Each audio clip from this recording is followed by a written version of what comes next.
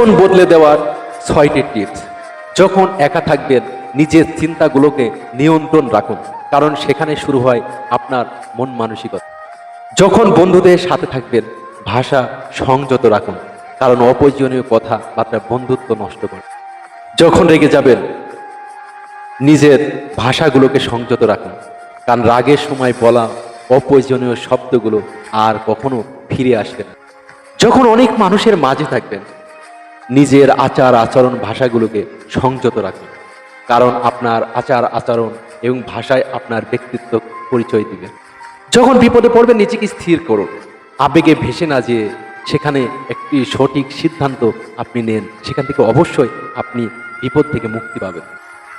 আর যখন নিজের সাফল্য আইবে নিজের অহংকারকে নিয়ন্ত্রণ রাখুন, কারণ এই অহংকারই একদিন আপনাকে নিচে নামাই দিবে।